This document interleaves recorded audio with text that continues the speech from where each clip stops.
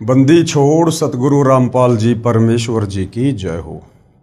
परमपिता परमात्मा सारी सृष्टि के रचनहार कुल मालिक असंख्य ब्रह्मांडों के स्वामी जगत गुरु तीनों लोकों में प्रवेश करके सबका धारण पोषण करने वाले राजाधिराज आत्माधार नाथों के नाथ देवों के देव महादेव सर्वेश्वर महेश्वर मृत्युंजय अजरो अमर आदि अनादि सनातनी प्रभु जगत पिता जगदीश्वर श्री श्री 1008 की उपाधि के वास्तविक अधिकारी अकाल मूरत सौद स्वरूपी राम वासुदेव सर्वगतम ब्रह्म परम पूज्य प्रथम पूज्य परम पुरुष परम धनी परम दयालु सत्य कबीर हक्का कबीर अल्लाहु कबीर अल्लाहु अकबर बाखबर अल्लाह ताला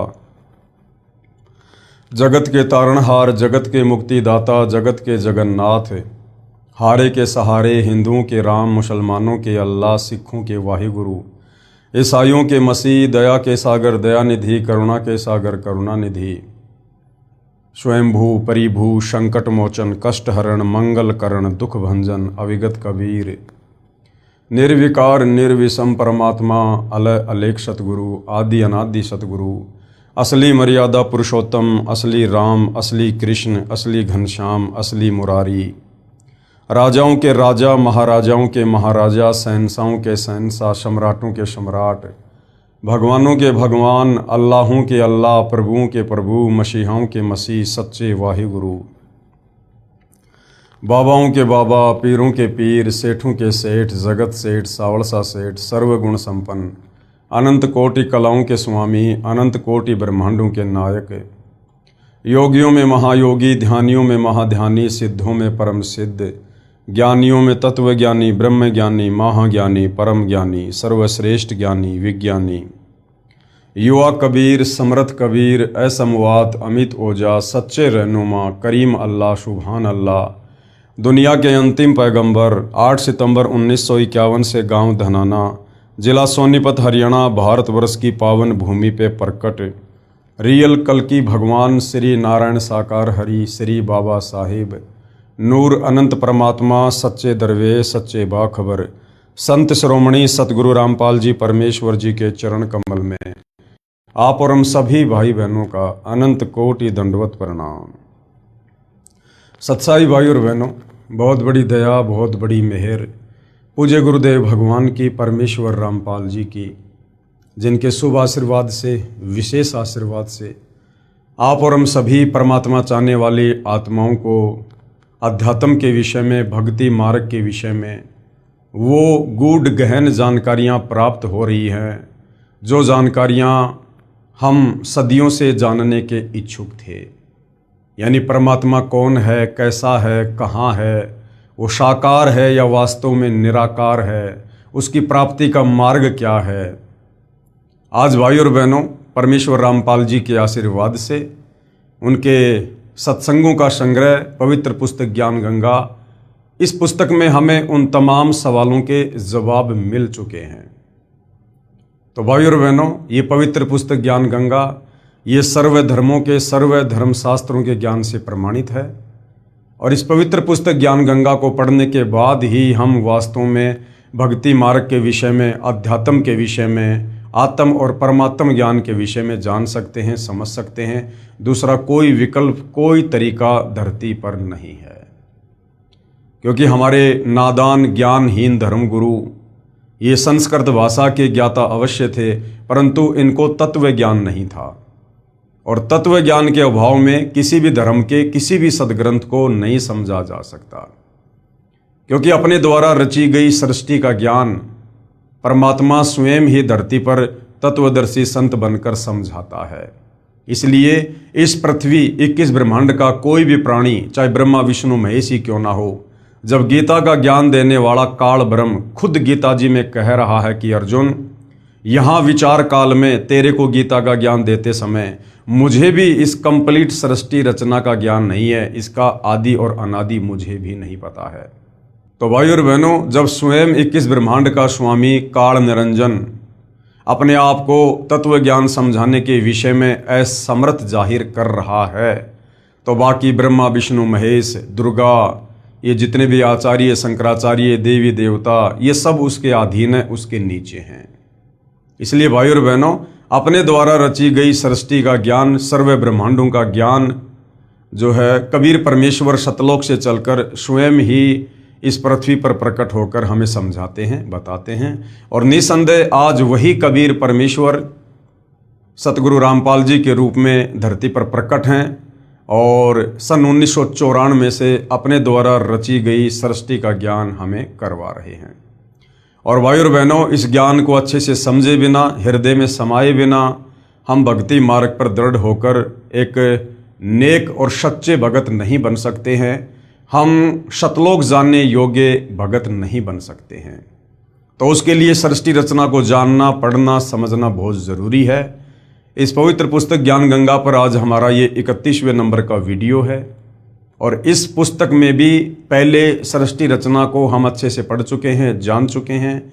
यदि आप अभी अभी ये वीडियो देखना शुरू किए हैं तो आप जी से प्रार्थना है कि ज्ञान गंगा पुस्तक के ऊपर बन चुके तमाम वीडियो अवश्य देखिए, अन्यथा आप जी इस पवित्र पुस्तक में जो तत्व ज्ञान, जो अमर ज्ञान, जो अमृत ज्ञान सतगुरु रामपाल जी ने डाला है, आप इसे नहीं समझ पाएंगे। तो भाई और बहनों, आज इसी पवित्र पुस्तक ज्ञान गंगा में हमारा जो टॉपिक है वो है आखिर स्वर्ग क्या है, स्वर्ग की परिभाषा। क्योंकि हमारे नादान धर्म गुरु तो आज तक हमारे को बता नहीं पाए। इन्होंने तो केवल स्वर्ग को ही फाइनल कर दिया कि मरने के बाद में जो स्वर्ग चला गया उसकी मुक्ति हो गई, उसका मोक्ष हो गया। और मरने के बाद कोई स्वर्ग जाएगा नहीं जाएगा इसकी कोई गारंटी नहीं है। क्योंकि भक्ति हम सदियों से शास्त्र विरुद्ध करते आए हैं, वेदों के विरुद्ध करते आए हैं। पवित्र गीता और चारों वेद हमें जिस मंत्र का जाप करने का निर्देश दे रहे हैं वो मंत्र हमारे धर्म गुरुओं ने हमें नहीं दिया, और ना उस मंत्र के दान करने का ये हमारे धर्म गुरु अधिकारी थे, जिस कारण से हम स्वर्ग तक की यात्रा भी बड़ी मुश्किल से कर पाए हैं। तो वास्तव में स्वर्ग क्या है? क्या स्वर्ग अध्यात्म की लास्ट उपलब्धि है? भाई और बहनों, जिस स्वर्ग को लेकर हमारे धर्म गुरु हमें कहा करते थे या वर्तमान में भी कह रहे हैं, वो स्वर्ग तो भक्ति मार्ग की बहुत ही छोटी इकाई है। इससे ऊपर तो करोड़ों स्वर्ग हैं, करोड़ों स्वर्ग। और वास्तव में स्वर्ग क्या है?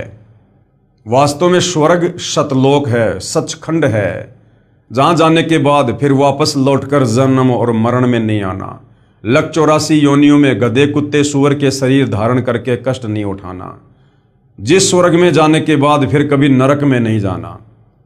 और जो ये 21 ब्रह्मांड ज्योति निरंजन के अंतर्गत जो स्वर्ग है, जिसको बैकुंठ कहते हैं, जिसके विषय में हमारे नादान धर्मगुरु हमें बताते हैं, इस स्वर्ग में जाने के बाद तो हमें वापस नरक में भी जाना पड़ेगा, 184 योनियों में भी जाना पड़ेगा, फिर से जन्म और मरण का चक्कर ज्यों का त्यों बना रहेगा। तो भाई और बहनों, हम समझते हैं कि वास्तव में स्वर्ग है क्या, जिस स्वर्ग के विषय में आप और हमें सुना सुना के हमारे कान पका दिए धर्म गुरुओं ने। यदि घर में किसी की मृत्यु हो जाए तो पीछे से परिवार के सदस्य उस फोटो के नीचे लिखवा दिया करते हैं कि फला फला का स्वर्गवास दिनांक इतने को हो गया। भले ही वो नरक में गया है शास्त्र विरुद्ध साधना करके, वो पितर बन गया, भूत बन गया, लेकिन पीछे से उसकी तस्वीर पर लिखा दिया स्वर्गवासी।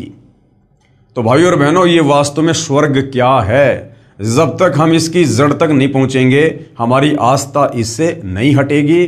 और हमने इस स्वर्ग में नहीं जाना है, हमने तो वास्तविक स्वर्ग, वास्तविक बैकुंठ, सतलोक, सचखंड में जाना है। पवित्र पुस्तक ज्ञान गंगा स्वर्ग की परिभाषा। उदाहरणार्थ, स्वर्ग को एक होटल यानी रेस्टोरेंट समझो। जैसे कोई धनी व्यक्ति गर्मियों के मौसम में शिमला या कुल्लू मनाली जैसे शहरों में ठंडे स्थानों पर जाता है, वहाँ किसी होटल में ठहरता है जिसमें कमरे का किराया तथा खाने का खर्चा अदा करना होता है। 2 या 3 महीने में 20 या 30 हज़ार रुपये खर्च करके वापस अपने कर्म क्षेत्र में आना होता है। फिर 10 महीने मजदूरी मेहनत करो, फिर 2 महीने अपनी ही कमाई खर्च कर वापस आओ। यदि किसी वर्ष कमाई अच्छी नहीं हुई तो उस 2 महीने के सुख को भी तरसो। ठीक इसी प्रकार भाइयों और बहनों, ये स्वर्ग है 21 ब्रह्मांड का एक बहुत ही निम्न श्रेणी का होटल है। जैसे होटल होते हैं ना 3 स्टार, 5 स्टार, 7 स्टार, तो ये जो स्वर्ग है, बैकुंठ है, ये केवल 3 स्टार होटल है। इससे ऊपर तो 21 ब्रह्मांड में महास्वर्ग, उसको समझो 5 स्टार होटल। उसके बाद इस काल का जो ब्रह्मलोक है उसको समझो 7 स्टार होटल।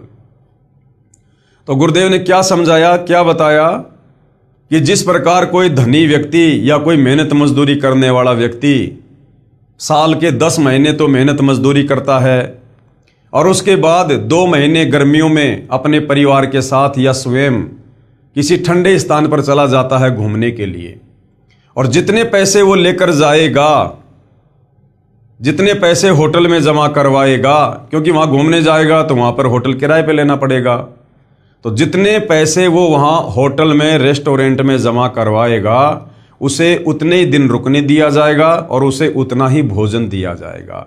जिस दिन उसके द्वारा जमा करवाए गए पैसे खत्म, उस दिन उसको नोटिस मिल जाएगा कि भैया या तो पैसे और जमा कराओ, अन्यथा अपना सामान उठाओ और होटल को खाली करो। ठीक इसी प्रकार भाइयों और बहनों, ये जो स्वर्ग है ये भी एक होटल है, एक रेस्टोरेंट है। इस पृथ्वी पर हम जो मनुष्य शरीरधारी स्त्री या पुरुष हैं, हमें यहां पर परमपिता परमेश्वर ने ये मनुष्य जन्म स्त्री या पुरुष का ये परमात्मा प्राप्ति के लिए, मोक्ष की प्राप्ति के लिए दिया है। यदि कोई तत्वदर्शी संत मिल जाए और हम उनकी शरण में आ जाएं और आजीवन मर्यादा में रहकर भक्ति करें तो हमारी आत्मा का कल्याण संभव है। या हमें तत्वदर्शी संत मान लीजिए नहीं मिलता है और इस मनुष्य शरीर से हम जो भी भक्ति करते हैं, जैसी भी करते हैं, मंत्रों का जाप करते हैं, दान पुण्य करते हैं, उस आधार से जितनी भक्ति कमाई अंतःकरण हो जाती है, शरीर छोड़ने के बाद उस भक्ति कमाई के आधार से, उन पुण्यों के आधार से हमें स्वर्ग प्राप्ति होती है।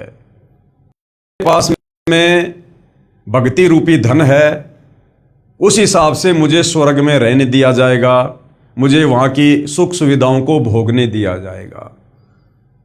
और जब मेरी वो भक्ति कमाई खत्म हो जाएगी, जो मैंने मनुष्य शरीर में इस पृथ्वी पर भक्ति करके कमाई थी, उस समय मुझे नोटिफिकेशन आ जाएगा कि भैया अब आपका स्वर्ग का समय समाप्त हो रहा है। और हमारे पास में और पुण्य होते नहीं, और पुण्य हम स्वर्ग में हम कमा नहीं सकते, क्योंकि वो कर्म क्षेत्र नहीं है, वो तो भोग क्षेत्र है। फिर हमें वहां से धक्के मार के निकाल दिया जाएगा, अर्थात हमारी मृत्यु होगी जैसे यहां पृथ्वी लोक पर होती है। उसके बाद कर्मों के आधार से हमें नरक में भी भेजा जाएगा, हमारे को लक 84 योनि में भी डाला जाएगा, और यदि फिर हमें मनुष्य जन्म मिला तो इस पृथ्वी पर आकर हम फिर से वही कार्य शुरू कर देंगे। अगर तत्वदर्शी संत मिल गया तो फिर हम शास्त्र अनुकूल साधना करके आजीवन मर्यादा में रह के हम यहाँ से मुक्त हो जाएंगे, सतलोक चले जाएंगे। यदि उस मनुष्य जन्म में तत्वदर्शी संत नहीं मिला तो जैसे भी साधना ये नादान धर्म गुरु हमसे करवाते हैं शास्त्रों के विरुद्ध, वो साधना करके और जैसे भी भक्ति कमाई हम अर्जित कर पाएंगे, उस आधार से फिर से हम वो भक्ति धन लेकर स्वर्ग में चले जाएंगे। फिर साल 10 साल 20 साल 100 साल 500 साल इसकी जैसी भक्ति कमाई है उस आधार से वो स्वर्ग में रहेगा, थोड़ी बहुत मौज मस्ती करेगा, और जैसे भक्ति रूपी धन खत्म होगा फिर से उसको नरक में लक 84 योनि में, ये चक्कर इस प्रकार से भाई और बहनों हमारा जन्म और मरण का चलता रहेगा। तो ये है स्वर्ग। इससे ऊपर है महास्वर्ग। महास्वर्ग में वो जाता है जिसकी भक्ति कमाई ज्यादा होती है, जिसका भक्ति धन ज्यादा होता है, वो थोड़ा ज्यादा दिन वहां पर मौज मस्ती कर लेता है। आना उसको भी फिर नीचे पड़ेगा, जन्म और मरण में, लक 84 योनियों में और नरक में, क्योंकि 21 ब्रह्मांड की यही अंतिम उपलब्धि है। इन चारों वेदों में और गीता जी में केवल इस काल ब्रह्म तक की साधना है ओम नाम का मंत्र, और चारों वेदों और गीता जी के अनुसार साधना हम केवल 21 ब्रह्मांड में इसी प्रकार से जन्म मरण, लक 84 और नरक का ये चक्कर हमेशा काटते ही रहेंगे। और ये हमारा चक्कर उस समय तक खत्म नहीं होगा जब तक हमें मनुष्य तत्वदर्शी संत की शरण नहीं मिलेगी, क्योंकि तत्वदर्शी संत के पास ही कंप्लीट भक्ति का होता है। गीता अध्याय 17 श्लोक 23 में जो पूर्ण ब्रह्म परमेश्वर के परम अक्षर ब्रह्म के जो 3 मंत्र हैं जिनसे पूर्ण मुक्ति होगी, ओम तत् सत, और पवित्र कुरान शरीफ में जो ऐन सीन काफ अस सूरा 42 और उसका मंत्र 1 और 2, उसमें जो ऐन सीन काफ है ये कोड वर्ड में है, वास्तव में वो क्या मंत्र हैं वो तत्वदर्शी संत बताएगा। तो यदि हमें तत्वदर्शी संत नहीं मिलता है तो इसी प्रकार से हम स्वर्ग में, नरक में, महास्वर्ग में, लक 84 में, और जब तत्वदर्शी संत मिल जाए तब भाई और बहनों हमारी मुक्ति का रास्ता बनता है। तो वर्तमान में हमारा परम सौभाग्य है कि आज धरती पर जगत गुरु तत्वदर्शी सतगुरु रामपाल जी स्वयं प्रकट हैं। आज यदि हम इस काल के 21 ब्रह्मांड से निकलना चाहें, जन्म मरण के चक्कर को समाप्त करना चाहें, तो बड़ी आसानी से उनकी शरण में आकर करवा सकते हैं। ठीक इसी प्रकार स्वर्ग को जानो, जिस प्रकार वो होटल है इसी प्रकार से स्वर्ग को जानो। इस पृथ्वी लोक पर साधना यानी भक्ति करके कुछ समय स्वर्ग रूपी होटल में चला जाता है जीव, फिर अपनी जो पुण्य कमाई है खर्च करके वापस नरक तथा 84 लाख प्राणियों के शरीर में कष्ट पाप कर्म के आधार पर भोगना पड़ता है। जब तक तत्वदर्शी संत नहीं मिलेगा तब तक उपरोक्त जन्म मृत्यु तथा स्वर्ग नरक व 84 लाख योनियों का कष्ट बना ही रहेगा। क्योंकि गीता ज्ञान दाता काल ब्रह्म गीता अध्याय 4 श्लोक नंबर 34 में खुद कह रहा है कि अर्जुन, अगर तुझे परम सुख चाहिए, परम शांति चाहिए, सनातन परम धाम को प्राप्त करना है, जहां जाने के बाद साधक लौटकर वापस मेरे इस 21 ब्रह्मांड में जन्म मरण में नहीं आता, उसके लिए तू किसी तत्वदर्शी संत की खोज कर। वो तत्वदर्शी संत ही तुझे परमात्म ज्ञान बताएगा, तुझे मुक्ति का मार्ग बताएगा। अर्थात गीता ज्ञान देने वाले काल ब्रह्म के पास भी वो कंप्लीट मुक्ति का मार्ग नहीं है, क्योंकि केवल पूर्ण परमात्मा का शतनाम तथा सारनाम ही पापों का नाश करता है। अन्य प्रभुओं की पूजा से, जैसे ब्रह्मा विष्णु महेश दुर्गा या काल ब्रह्म की पूजा से पाप नष्ट नहीं होते। सर्व कर्मों का ज्यों का त्यों यथावत फल ही मिलता है। अगर पुण्य है तो स्वर्ग मिल जाएगा और फिर पाप के आधार से नरक भी भोगना पड़ेगा। इसलिए गीता अध्याय 8 श्लोक 16 में कहा है कि ब्रह्मलोक यानी महास्वर्ग तक स्वर्गलोक नाशवान है। जब स्वर्ग महास्वर्ग ही नहीं रहेंगे तब भगत का कहां ठिकाना होगा, कृपया विचार करो। गीता अध्याय 8 श्लोक 16 में गीता का ज्ञान देने वाला काल ब्रह्म कह रहा है कि अर्जुन, मेरी जो साधना का मंत्र है वो ओम है, गीता अध्याय 8 श्लोक नंबर 13 में, और मेरी ओम नाम की साधना 21 ब्रह्मांड की सर्वश्रेष्ठ साधना है। इस ओम नाम की कमाई से मृत्यु उपरांत साधक कहां जाता है? महास्वर्ग में। और अध्याय 8 श्लोक नंबर 16 में कह रहा है कि ब्रह्मलोक पर्यंत सर्वलोक पुनरावर्ती में है, कि महास्वर्ग में गया हुआ प्राणी भी वापस जन्म और मरण में है। और एक समय ऐसा आता है ये 21 ब्रह्मांड भी नष्ट होते हैं, स्वर्ग महास्वर्ग सब ये परले में आते हैं। तो बताओ फिर वो भगत कहां जाएगा, वो साधक कहां जाएगा फिर? अर्थात गीता और वेदों के अनुसार साधना करने वाला व्यक्ति कभी भी इस काल के जाल से मुक्त नहीं होता। इसलिए कबीर परमात्मा स्वयं तत्वदर्शी संत का रूप धारण करके आते हैं और हमें इन 4 वेदों से ऊपर 5वें वेद सूक्ष्म वेद से हमें यथार्थ भक्ति बताते हैं, क्योंकि 4 वेदों में मुक्ति का मार्ग नहीं है। तो आज भाई और बहनों वो कंप्लीट सूक्ष्म ज्ञान, कंप्लीट 5वें वेद सूक्ष्म वेद का ज्ञान केवल धरती पर सतगुरु रामपाल जी के पास ही है, अन्य किसी आचार्य शंकराचार्य जी के पास में नहीं है। प्रश्न किया किसी ने, क्या गीता जी का नित्य पाठ करने का कोई लाभ नहीं है?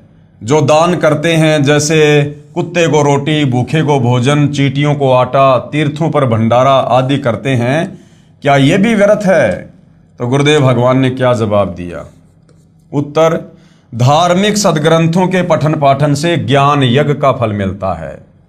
आप गीता पढ़ोगे, रामायण पढ़ोगे, महाभारत पढ़ोगे, आपको केवल ज्ञान होगा, केवल ज्ञान यज्ञ का फल मिलेगा, जो बहुत ही कम है। आपको केवल जानकारी होगी, उससे आपका समाधान नहीं होगा, आपको कोई लाभ नहीं मिलेगा, उससे केवल जानकारी होगी।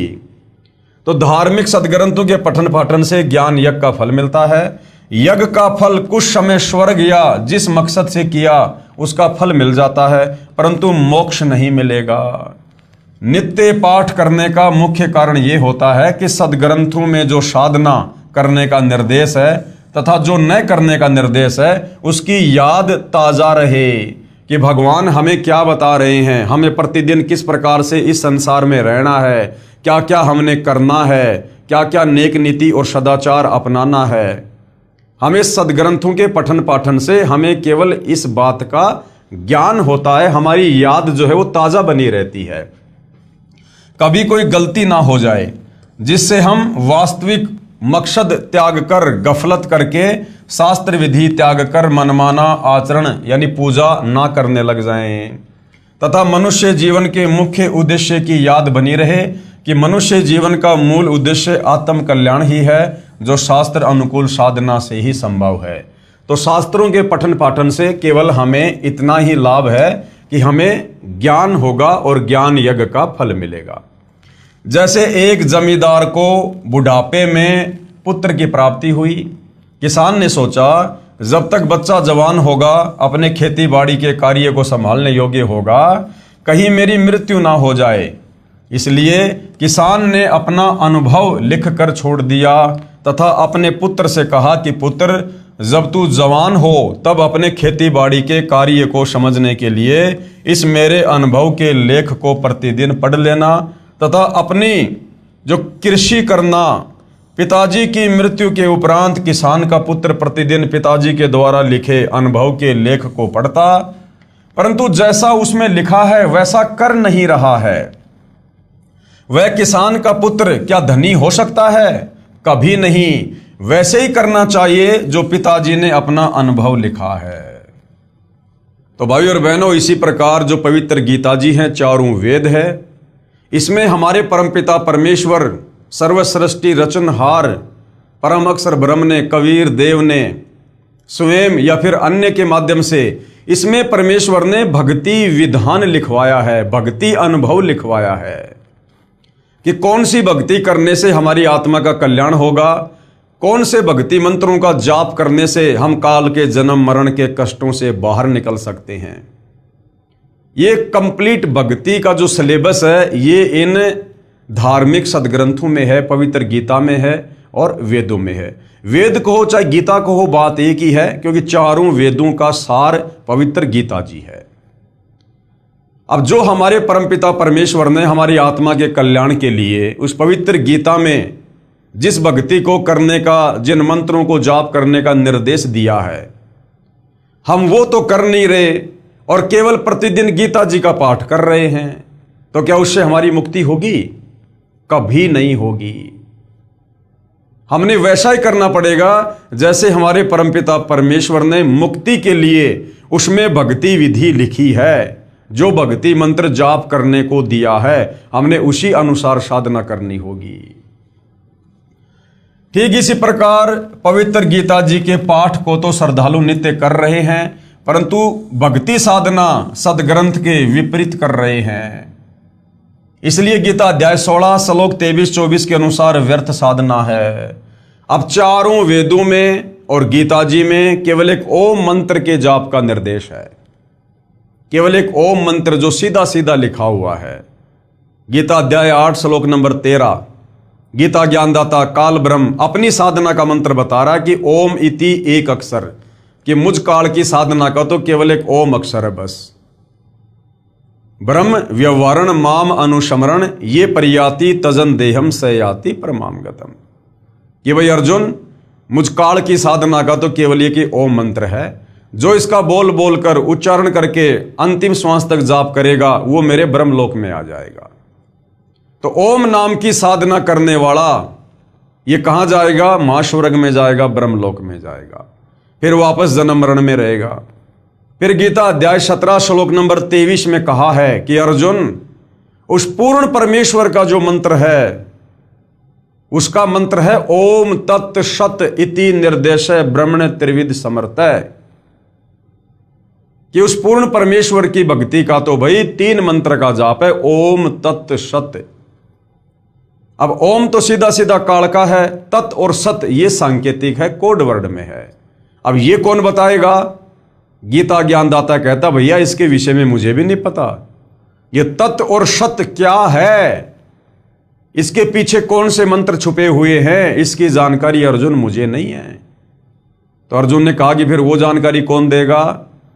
तो गीता अध्याय 4 श्लोक 34 में बताया कि उसके लिए तू किसी तत्वदर्शी संत की खोज कर ले, वो तत्वदर्शी महात्मा ही तुझे तत्व ज्ञान बताएगा, ये भेद बताएगा तुझे ओम तत् सत का। अर्जुन ने कहा कि मैं उसको कैसे पहचानूंगा? तो गीता अध्याय 15 श्लोक नंबर 1 से 4 में उसकी पहचान बताई है कि जो संत, जो महात्मा उल्टे लटके संसार रूपी पेड़ के हर एक विभाग को सचित्र साबित कर दे, बता दे कि जड़ कौन भगवान है, उसका जो तना है वो कौन भगवान है, वो डार कौन भगवान है, शाखा कौन भगवान है, उसको तत्वदर्शी संत जानना। तो वर्तमान में भाइयों और बहनों इस धरती पर गीता अध्याय 15 श्लोक नंबर 1 से 4 के अनुसार उल्टे लटके संसार रूपी उस वृक्ष की सचित्र व्याख्या केवल सतगुरु रामपाल जी परमेश्वर जी ने की है और समझा दिया है कि वास्तव में सृष्टि रचना क्या है। तुम पहले कहाँ रहा करते थे? इस काल के गंदे लोक में क्यों अपना कर्म भोग रहे हो?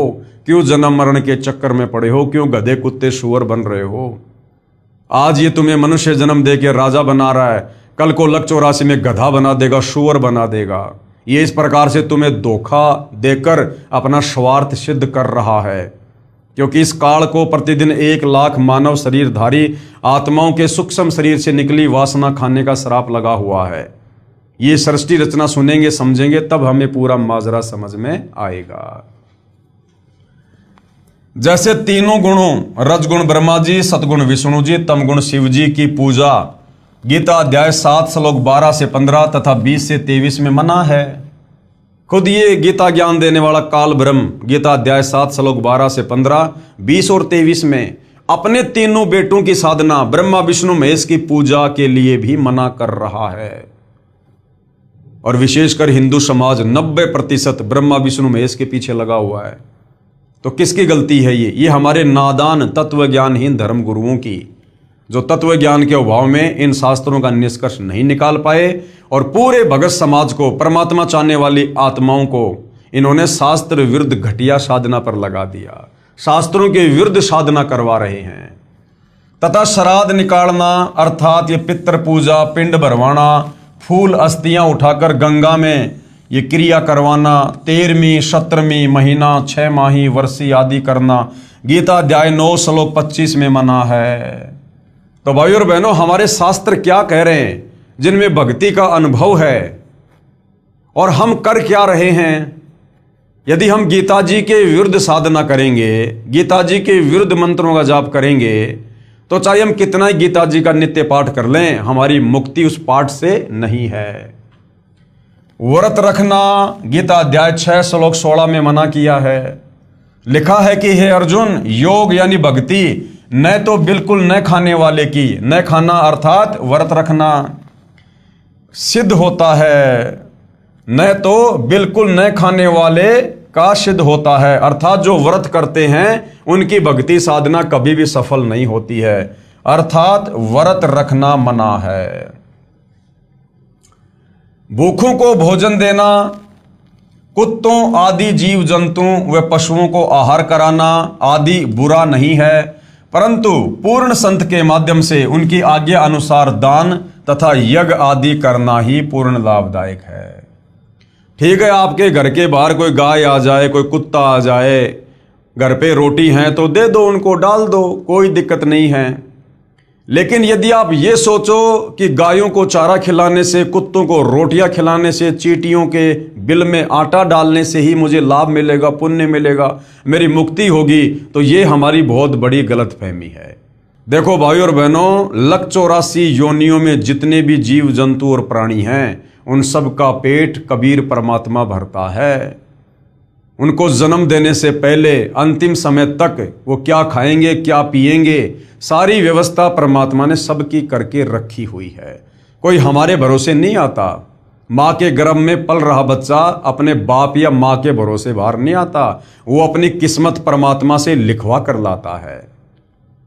हाँ, यदि उसकी किस्मत में कुछ फेरबदल हो सकता है तो तत्वदर्शी संत की शरण में आने के बाद हो सकता है। तो सबका परमेश्वर ने प्रारब्ध निश्चित किया होता है। परमात्मा कहते हैं, पो पाटी पगड़ा भया जागी जी या जून, सब काहू को देत है वो चौंस समाना चून। तो यदि हम तत्वदर्शी संत की शरण में ना आकर और यदि शास्त्र अनुकूल साधना नहीं करते हैं और ये सोचकर कि मैं तो गौशाला में दान करता हूँ, चारा डलवाता हूँ, मैं प्रतिदिन गाय को रोटी खिलाता हूँ, चींटियों को आटा डालता हूँ, इससे मुझे मुक्ति मिल जाएगी, इससे मुक्ति नहीं मिलेगी। केवल तुम्हारे वो पुण्य बनेंगे और वो पुण्य तुम स्वर्ग में भोग लोगे या और तुम्हारी किसी मुसीबत के समय में काम आ जाएगा, लेकिन मुक्ति नहीं होगी। इतना करने से तुम 184 योनियों में जाने से नहीं बच सकते, नरक में जाकर कष्ट भोगने से नहीं बच सकते, जन्म मरण की पीड़ा से छुटकारा प्राप्त नहीं कर सकते। यह तो केवल एक आंशिक लाभ है। पूर्ण लाभ के लिए, पूर्ण मोक्ष के लिए पूर्ण संत की तलाश करनी होगी। और पूर्ण संत एक समय में पृथ्वी पर एक ही होता है और वो स्वयं कबीर भगवान होता है। वही कंप्लीट भक्ति का कोर्स बताते हैं जो गीता अध्याय 4 श्लोक नंबर 34 में बताया है। तब जाकर मुक्ति होगी। जैसे एक कुत्ता कार के अंदर मालिक वाली सीट पर बैठकर यात्रा करता है। अब जो ये शास्त्र विरुद्ध दान धर्म करते हैं, बिना तत्वदर्शी संत की शरण में आए जो लोग दान धर्म करते हैं, बड़े बड़े सेठ, बड़े बड़े लोग हैं, अरबपति खरबपति हैं, लोग आश्रमों में दान कर देते हैं, चैरिटी में दान कर देते हैं, करोड़ों अरबों में लोग दान करते हैं, बड़े बड़े धनपति लोग। अब भाई और बहनों, उस दान के प्रतिफल में उनको क्या मिलेगा? फिर ये बता रहे हैं गुरुदेव भगवान कि वो जो मनमुखी दान लोग जो कर रहे हैं, उस मनमुखी दान के प्रतिफल में आगे उनको क्या मिलेगा, किस प्रकार से परमात्मा उनको वो दान रिटर्न करेगा। जैसे एक कुत्ता कार के अंदर मालिक वाली सीट पर बैठकर यात्रा करता है, कुत्ते का ड्राइवर मनुष्य होता है। अब जैसे बहुत बड़ा कोई सेठ है, कोई मंत्री है, मुख्यमंत्री है, अब जैसे मुकेश अंबानी है। मुकेश अंबानी अपनी कार में एक जो है कुत्ता लेके चलता है। अब कई करोड़ों की तो उसकी कार है और कई लाख करोड़ का खुद मुकेश अंबानी मालिक है। और उस कार में वो कुत्ता आगे वाली सीट पर बैठेगा या फिर पीछे वाली सीट पर बैठेगा जहां पर मालिक बैठता है। अब उस कुत्ते को 15 करोड़ की कार मिल गई और उस कुत्ते को घुमा कौन रहा है? ड्राइवर कौन है? मनुष्य, इंसान है। और वो कुत्ता सारी मौज ले रहा है, रात को एसी में सोता है। जो भोजन 90% लोगों को नसीब नहीं है, वो भोजन मुकेश अंबानी का वो कुत्ता खा रहा है। क्यों खा रहा है? कुत्ते तो और भी बहुत हैं। एक कुत्ता ऐसा है जो गली में पड़ा रहता है, उसको खुजली हो रही है, उसमें कीड़े चल रहे हैं, सारा दिन चिल्लाता रहता है, वो भी तो कुत्ता ही है। और एक कुत्ता मुकेश अंबानी का। तो मुकेश अंबानी के घर में वो कुत्ता क्यों पहुंचा? वो कुत्ता कौन है? उस कुत्ते ने ऐसे कौन से वो कर्म किए थे मनुष्य जन्म में जो आज वो मुकेश अंबानी के घर में कुत्ता बन के सारी मौज ले रहा है? तो गुरुदेव क्या कह रहे हैं? जैसे एक कुत्ता कार के अंदर मालिक वाली सीट पर बैठकर यात्रा करता है, कुत्ते का ड्राइवर मनुष्य होता है। उस पशु को आम मनुष्य से भी अधिक सुविधाएं प्राप्त होती हैं। अलग से कमरा, पंखा तथा कूलर लगा होता है, आदि आदि। अब कौन है वो कुत्ता भाई और बहनों जो इतनी सुविधा ले रहा है? जब वह नादान प्राणी मनुष्य शरीर में था, जब उस कुत्ते वाली आत्मा मनुष्य के शरीर में था, स्त्री या पुरुष, उसने दान भी किया, लाखों का किया, करोड़ों का किया, भंडारे किए। जैसे आप जी मेहंदीपुर बालाजी जाओगे, इधर खाटू श्याम वाले जो है आप अपने इष्ट के वहाँ जाओगे, या जो तिरुपति बालाजी है, जगन्नाथ है, जितने भी बड़े बड़े धाम हैं, तीर्थ हैं, यहाँ आप देखते हो बड़े बड़े लोग, पैसे वाले करोड़ों में दान करते हैं, भंडारे लगाते हैं बड़े बड़े। तो कौन प्राणी है? जब वह नादान प्राणी मनुष्य शरीर में था, दान भी किया, परंतु मनमाना आचरण पूजा के माध्यम से किया। तत्वदर्शी संत की शरण में आके नहीं किया, मनमाने तरीके से किया, जो शास्त्र विधि के विपरीत होने के कारण लाभदायक नहीं हुआ। प्रभु का विधान है कि जैसा भी कर्म प्राणी करेगा उसका फल अवश्य मिलेगा। ये विधान तब तक लागू है जब तक तत्वदर्शी संत पूर्ण परमात्मा का मार्गदर्शक नहीं मिलता। तो वो जो कुत्ते के शरीर में जो आत्मा है ना, वो पहले मनुष्य था और उसने इसी प्रकार से मनमुखी ये दान धर्म किया, खूब किया, कंबल बांटे, भंडारा किया, धर्मशाला बनवाई, मकान बनवाए, बड़े बड़े भंडारे लगाए और गुरु भी बनाया। तो किसी आचार्य को, शंकराचार्य को, जो कि अधिकारी नहीं है नाम दीक्षा देने का, कथा करने का, कहने का मतलब है तत्वदर्शी संत के अलावा हम चाहे किसी भी धर्म के किसी भी धर्माचार्य को अपना गुरु बना लें और चाहे अरबों खरबों में कितना ही हम दान धर्म करें, हमारी मुक्ति नहीं है, हमारा मोक्ष नहीं है।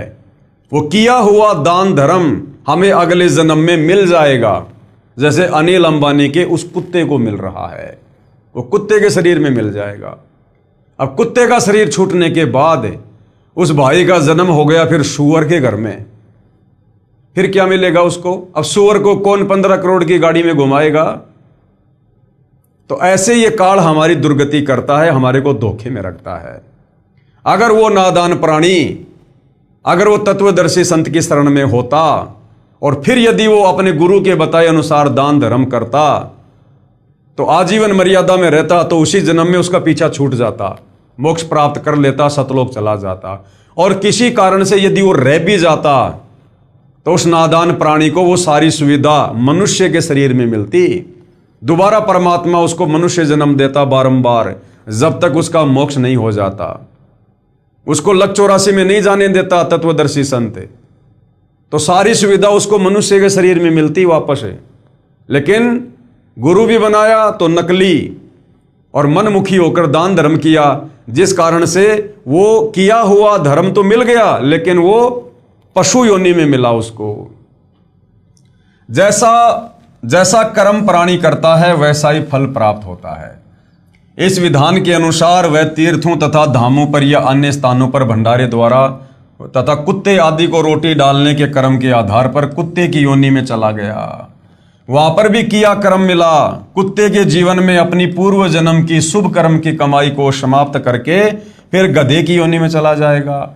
उस गधे के जीवन में सर्व सुविधाएं छीन ली जाएंगी। वहां तो कुम्हार का लठ मिलेगा, सारा दिन मिट्टी कच्ची पक्की ईंटें ढोएगा, तत्पश्चात अन्य प्राणियों के शरीर में फिर कष्ट उठाएगा तथा नरक भी भोगना पड़ेगा। 84 लाख योनियों का कष्ट भोग कर फिर मनुष्य शरीर प्राप्त करता है। फिर क्या जाने भक्ति बने या ना बने। जैसे धाम तथा तीर्थ पर जाने वाले के पैरों नीचे या जिस सवारी द्वारा जाता है उसके पहियों के नीचे जितने भी जीव जंतु मरते हैं उनका पाप भी तीर्थ व धाम यात्री को भोगना पड़ता। अब तीर्थ की यात्रा पर जा रहे हैं, धाम पर जा रहे हैं, मंदिर में जा रहे हैं, जा किस लिए रहे हैं? पुण्य कमाने के लिए। अब मान लीजिए वहां जाने से आपको एक पुण्य हुआ और आपने जीव जंतु मार दिए करोड़ों। अगर पैदल जा रहे हो तो पैर के नीचे कितने जीव जंतु मर गए, सूक्ष्म मर गए, चींटियां मर गई, अन्य जंतु मर गए। गाड़ी से जा रहे हो तो कितने जंतु मर जाते हैं टक्कर लग लग के। गाड़ी के टायर के नीचे कितने कीड़े मकोड़े मर जाते हैं, करोड़ों अरबों। तो भैया वैसे तो शास्त्र विरुद्ध साधना का कोई पुण्य है नहीं, और यदि मिल भी गया तो पुण्य तो हुआ एक, और तुमने जीव जंतुओं की हत्या करके पाप कमा लिए करोड़ों, और वो करोड़ों पाप कर्म भी भोगने पड़ेंगे। इसीलिए हम ज्यादातर समय लक 84 योनियों में चक्कर काटते हैं, क्योंकि पुण्य के बजाय हमारे अंदर पाप कर्म ज्यादा होते हैं। तो शास्त्र विरुद्ध साधना को करने के चलते जीव हमेशा जन्म मरण के चक्कर में इस प्रकार से बना ही रहेगा। जब तक पूर्ण संत जो पूर्ण परमात्मा की सत साधना बताने वाला नहीं मिलेगा, तब तक पाप नाश नहीं हो सकते। और जब हमें जगत गुरु मिल जाएगा, तत्वदर्शी मिल जाएगा, पूर्ण संत मिल जाएगा, फिर यदि हम उनके दर्शनों के लिए जाएंगे, उसके आश्रम में जाएंगे या जहाँ भी महात्मा जी हैं वहाँ जाएंगे, फिर मरेंगे, हमारे पैर के नीचे भी, हमारी गाड़ी से भी जीव जंतु मरेंगे, किंतु हम पूर्ण संत की शरण में हैं, हमें वो पाप कर्म नहीं लगेंगे, क्योंकि फिर हम इस काल के विधान से हटकर पूर्ण संत के विधान के अंतर्गत आ जाते हैं, फिर हमें वो पाप कर्म नहीं लगेंगे। जिस प्रकार मैं गाड़ी चला रहा हूं, आप भी गाड़ी चला रहे हो, मेरे पास में लाइसेंस है, आपके पास में लाइसेंस नहीं है, और हम दोनों की गाड़ी एक्सीडेंट हो गई और यदि कोई मर गया तो मेरा बचाव हो जाएगा, क्योंकि मेरे पास में ड्राइविंग लाइसेंस है। और जिसके पास ड्राइविंग लाइसेंस नहीं है वो सीधा जेल में डाला जाएगा। इसी प्रकार भाई और बहनों, जिसको तत्वदर्शी संत की शरण प्राप्त है उसके पास में वो आध्यात्मिक लाइसेंस है, उसका गुरु वकील बनकर धर्मराय के दरबार में उसका मुकदमा लड़ता है। भाई कर ले गुरु वकील मुकदमा भारी है। तो तत्वदर्शी संत की शरण में आने के बाद हमें अनजाने में हुए जो पाप कर्म है उनका दोष नहीं लगता है, और जानबूझकर हम कोई गलती करेंगे नहीं, पाप कर्म कोई करेंगे नहीं, क्योंकि तत्वदर्शी संत हमें अपने विधान से परिचित करवा देगा कि अगर तुमने अब मेरी शरण में आने के बाद फला फला गलतियां की तो फिर इनका दंड तुम्हें बहुत भयंकर भोगना पड़ेगा। तो तत्व ज्ञान होने के बाद साधक को डर हो जाता है, भय हो जाता है, आत्म कल्याण की चिंता सताने लगती है, इसलिए साधक फिर कभी गलती नहीं करेगा। क्योंकि ब्रह्मा विष्णु महेश ब्रह्म क्षर पुरुष काल तथा ये परब्रह्म अक्षर पुरुष की साधना से पाप नाश नहीं होते। 21 ब्रह्मांड का स्वामी काल ब्रह्म, उससे ऊपर 7 संग ब्रह्मांड का स्वामी अक्षर पुरुष, इनकी साधना से हमारे पाप कर्मों का नाश नहीं हो सकता। केवल तत्वदर्शी संत की शरण में आने से ही पाप कर्मों का नाश होगा। पाप तथा पुण्य दोनों का फल भोगना पड़ेगा जब तक हम 21 ब्रह्मांड के अंतर्गत इस काल की साधना करते हैं। यदि वह प्राणी गीता ज्ञान अनुसार पूर्ण संत की शरण प्राप्त करके पूर्ण परमात्मा की साधना करता तो या तो सतलोक चला जाता। कौन? जो कुत्ता बना हुआ है और सारी सुविधा ले रहा था। अगर वो पूर्ण संत की शरण में होता, फिर यदि वो दान धर्म करता अपने गुरुदेव के बताए अनुसार, या तो उसी जन्म में उसका मोक्ष हो जाता अगर मर्यादा में रहता तो, और किसी कारण से रह भी जाता तो वो सारी की सारी सुविधा जो वो कुत्ते के शरीर में ले रहा है उसको मनुष्य जन्म में देता, परमात्मा मनुष्य जन्म देता उसको। यदि वह प्राणी गीता ज्ञान अनुसार पूर्ण संत की शरण प्राप्त करके पूर्ण परमात्मा की साधना करता तो या तो सतलोक चला जाता या दोबारा मनुष्य शरीर प्राप्त करता, और पूर्व पुण्यों के आधार से फिर कोई संत मिल जाता और मनुष्य जन्म मिलता तो सुविधा तो मिलती और मनुष्य जन्म में फिर उसे परमात्मा संत रूप में मिल जाते, फिर उसकी भक्ति कमाई जो अधूरी रह गई थी पूरी करवा के उसे सतलोक ले जाते। पूर्व पुण्यों के आधार से फिर कोई संत मिल जाता, वह प्राणी फिर शुभ कर्म करके पार हो जाता। इसलिए उपरोक्त मनमाना आचरण लाभदायक नहीं है। इसलिए गीता जी अध्याय 16 श्लोक नंबर 23 के अनुसार जो लोग शास्त्र विधि को त्याग के मनमाना आचरण मनमानी पूजा साधना करते हैं उससे कोई लाभ नहीं है। फिर आगे किसी ने सवाल किया है, गीता अध्याय 3 श्लोक 35 तथा अध्याय 18 श्लोक 47 में कहा है कि अच्छी प्रकार आचरण में लाए हुए दूसरे के धर्म से गुण रहित भी अपना धर्म अति उत्तम है। अपने धर्म में मरना भी कल्याणकारक है। दूसरे का धर्म भय को देने वाला है। इससे सिद्ध होता है कि जो भी जैसी पूजा करता है उसे त्यागना नहीं चाहिए। अपने धर्म में मरना भी कल्याणकारक है। अपने धर्म में मरना कल्याणकारक है। अपनी साधना को नहीं त्यागना चाहिए, लेकिन कब? जब आपकी साधना शास्त्र अनुकूल हो। जो साधना आप कर रहे हैं यदि वो शास्त्र अनुकूल साधना है और इसके विपरीत यदि कोई दिखावे की साधना कर रहा है और वो साधना यदि शास्त्रों के विरुद्ध है तो उस साधना के चटक मटक को देखकर हमने अपनी वो यथार्थ साधना नहीं त्यागनी चाहिए। और यदि आप मनमाना आचरण कर रहे हैं, शास्त्रों के विरुद्ध साधना कर रहे हैं और फिर सोच रहे हैं कि नहीं नहीं अपनी साधना में जीना मरना सही है, तो भैया फिर जन्म मरण में रहोगे, गधे कुत्ते सुअर ही बनते रहोगे। तो गुरुदेव भगवान इसका उत्तर दे रहे हैं, यदि गीता अध्याय 3 श्लोक 35 तथा अध्याय 18 श्लोक 47 का अर्थ यही है कि जो जैसी पूजा करता है करता रहे, उसे मत त्यागो, तो पवित्र श्रीमद् भगवत गीता जी के ज्ञान की क्या आवश्यकता थी? फिर क्या आवश्यकता थी? फिर गीता जी अध्याय 18 श्लोक नंबर 64, 65, 66 में ये गीता का ज्ञान देने वाला काल ब्रह्म अर्जुन को क्यों कह रहा है कि अर्जुन मैंने तुझे मेरी भक्ति साधना भी बता दी कि मेरा ओम नाम है, ओम नाम से तुम महास्वर्ग में जाओगे, वहां से फिर जन्म मरण में, और मैंने तुझे तत्वदर्शी संत के माध्यम से पूर्ण ब्रह्म परमेश्वर की साधना भी बता दी। अगर उस परमेश्वर की शरण में जाओगे तो हमेशा के लिए मुक्त हो जाओगे। अब तेरे ऊपर निर्भर करता है अर्जुन, तू मेरी शरण में रहना चाहता है या तत्वदर्शी संत की शरण में जाना चाहता है। तो जब गीता का ज्ञान देने वाला ही कह रहा है कि भैया अर्जुन अब तेरे बुद्धि विवेक के ऊपर है कि तुझे कौन सी साधना करनी है, तो अगर गीता अध्याय 3 श्लोक 35 के अनुसार अगर यही ठीक होता कि जो जैसी भक्ति कर रहा है वो ठीक है, वैसा ही अपनी भक्ति करता रहे, तो फिर ये गीता का ज्ञान देने की जरूरत क्या पड़ गई थी? दुनिया अपने अपनी साधना पहले से ना कर रही थी। यदि गीता अध्याय 3 श्लोक 35 तथा अध्याय 18 श्लोक 47 का अर्थ यही है कि जो जैसी पूजा करता है करता रहे, उसे मत त्यागो, तो पवित्र श्रीमद् भगवत गीता जी के ज्ञान की क्या आवश्यकता थी? एक श्लोक बहुत था। श्री गीता जी के इन श्लोकों का भावार्थ सही है, परंतु अनुवादकर्ताओं ने विपरीतार्थ यानी उल्टा अनुवाद किया हुआ है। कृपया निम्न पढ़ें उपरोक्त दोनों श्लोकों का वास्तविक अर्थ। अब गीता अध्याय 3 श्लोक 35 और गीता अध्याय 18 श्लोक 47 वास्तव में कहना क्या चाहते हैं? यह गीता अध्याय 3 श्लोक 35 है।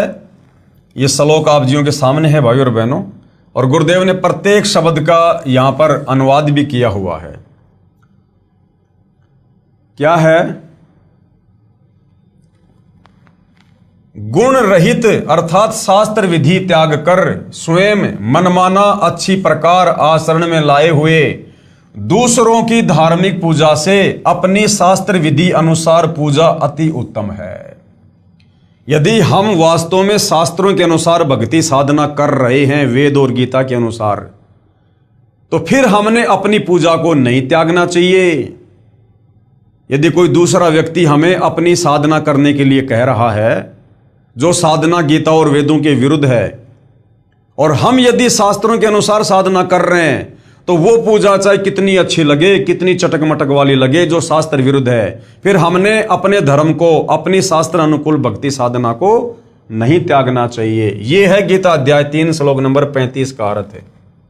शास्त्र अनुकूल अपनी पूजा में तो मरना भी कल्याणकारक है, यानी वेद और गीता के अनुसार जो साधना है उसमें तो मरना भी जो है वो कल्याणकारक है, और दूसरे की पूजा जो शास्त्रों के विरुद्ध है वो भय को देने वाली है। अध्याय 18 श्लोक नंबर 47 क्या कह रहा है? ये श्लोक आप जियों के सामने है भाई और बहनों, आप जी पढ़ सकते हो। गुरुदेव ने यहां पर अनुवाद किया हुआ है। गुण रहित यानी शास्त्रों के विरुद्ध, गुण रहित स्वयं मनमाना अर्थात शास्त्र विधि रहित अच्छी प्रकार आचरण किए हुए दूसरे के धर्म अर्थात धार्मिक पूजा से अपना धर्म अर्थात शास्त्र विधि अनुसार धार्मिक पूजा श्रेष्ठ है। दूसरों की शास्त्र विरुद्ध साधना से अपनी शास्त्र अनुकूल पूजा पाठ साधना श्रेष्ठ है। स्वयं ही अपने स्वभाव अनुसार बनाए मनमाने आचरण से भक्ति कर्म मत करो, जिससे पाप को प्राप्त होता है। यानी गीता जी के विरुद्ध जो ये ओम नमो भागवते वासुदेवाय नमः, राधे राधे श्याम मिला दे, इस प्रकार के जो मनमाने आचरण करते हैं, मनमाने मंत्रों का जाप करते हैं, इससे हम पाप के ही भागी होंगे। विशेष इसी का प्रमाण गीता अध्याय 17 के श्लोक नंबर 1 से 6 में स्पष्ट है। उपरोक्त श्लोकों में स्पष्ट है कि अपनी शास्त्र विधि अनुसार साधना श्रेष्ठ है, चाहे दूसरों की चमक धमक वाली साधना कितनी ही सुनियोजित लगे, वह हानिकारक ही होगी। जैसे जगत वाले साधना करते हैं, कावड़ लेके आएंगे, नंगे पैरों जाएंगे, डीजे बजाते हुए जाएंगे, डांस करते हुए जाएंगे, अब वो देखने में तो बड़ी जबरदस्त साधना लगती है, मन को बड़ा आनंद आता है, नाचने का जी करता है। और यदि कोई सतगुरु रामपाल जी से उपदेश लेकर, पूर्ण संत से उपदेश लेकर भक्ति कर रहा है, तो उस भक्ति में इस प्रकार की ड्रामेबाजी के लिए कोई जगह नहीं है, क्योंकि वो कावड़ वाली, वो मनमाना आचरण है, शास्त्र विरुद्ध साधना है। तो कोई नादान उस डीजे को देखकर, लोगों को नाचता गाता देखकर और सतगुरु रामपाल जी की शरण छोड़कर, जो कि शास्त्र अनुकूल साधना थी, और दूसरे की चमक धमक वाली साधना को अपना लेता है, तो फिर वो पाप का ही भागी बनेगा, वो जन्म और मरण में ही रहेगा फिर वो। तो अपनी साधना जो शास्त्र अनुकूल है वो सर्वश्रेष्ठ है। दूसरों की चमक धमक वाली भक्ति क्रिया को देखकर भगत ने भ्रमित नहीं होना चाहिए। जैसे माता का जागरण करने वाले बहुत सुरीली आवाज में गाना गाकर माता की स्तुति मन गढ़ंत कविताओं द्वारा पूरे साजबाज के साथ करते हैं, उस स्वयं निर्मित शास्त्र विधि रहित साधना पर आकर्षित होकर अपनी शास्त्र अनुकूल साधना नहीं त्यागनी चाहिए। जैसे कोई भगत सत साधना पर लगता है तो वह पहले की शास्त्र विरुद्ध पूजाओं को त्याग देता है, जैसे पितृ पूजा, मंदिर आदि में जाना आदि। तब अन्य शास्त्र विधि विरुद्ध साधना करने वाले कहते हैं कि आपने सभी पहले वाली पूजाएं त्याग दी हैं, आपसे सारे देव रुष्ट हो जाएंगे। एक व्यक्ति ने ऐसा ही किया था, उसका इकलौता बेटा मर गया। इस तरह ये दूसरों की शास्त्र विरुद्ध साधना भय पैदा करती है, परंतु अपनी शास्त्र अनुकूल साधना को अंतिम श्वास तक करते रहना ही कल्याणकारक है। फिर किसी ने सवाल किया, प्रश्न, मैं गीता अध्याय 6 श्लोक 10 से 15 में वर्णित विधि अनुसार एक आसन पर बैठकर सिर आदि अंगों को सम करके ध्यान करता हूं, एकादशी का व्रत भी रखता हूं, इस प्रकार शांति को प्राप्त हो जाऊंगा। तो गुरुदेव भगवान क्या बता रहे हैं? उत्तर, कृपया आप गीता अध्याय 6 श्लोक 16 को भी पढ़ो, जिसमें लिखा है कि हे अर्जुन, ये योग यानी साधना न तो अधिक खाने वाले का, न बिल्कुल न खाने वाले का। अधिक खाना यानी मतलब बहुत ज़्यादा भोजन करता है, जिससे आलस्य बन जाता है, पेट फूल जाता है, डकारें आती हैं, तो उससे भी आदमी अपना भजन नहीं कर पाएगा। तो ये जो योग और साधना है, गीता में लिखा है कि न तो अधिक खाने वाले की सफल होती है, न बिल्कुल न खाने वाला, अर्थात जो लोग व्रत करते हैं, कुछ भी नहीं खाते, उनकी भक्ति भी कभी सफल नहीं होगी। न अधिक जागने वाले का, जो दिन रात जागते रहते हैं, माला फेरते रहते हैं, जैसे भी है, उनकी भी भक्ति साधना सफल नहीं होगी। और न अधिक सोने वाले की, और जो हमेशा आलस्य में रहता है, सोया पड़ा रहता है, उसकी भी भक्ति सफल नहीं होगी।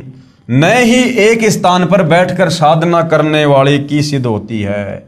जो कह रहा है ना कि मैं तो आसन पर बैठकर साधना करता हूं, तो गीता जी कह रही है कि एक जगह बैठकर साधना करने वाले की भी भक्ति सिद्ध नहीं होती।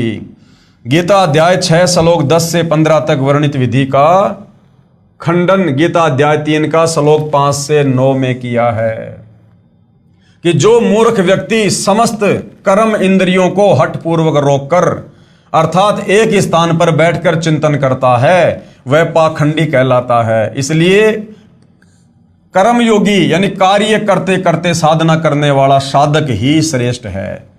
वास्तविक भक्ति विधि के लिए गीता ज्ञानदाता प्रभु ब्रह्म किसी तत्वदर्शी संत की खोज करने को कहता है।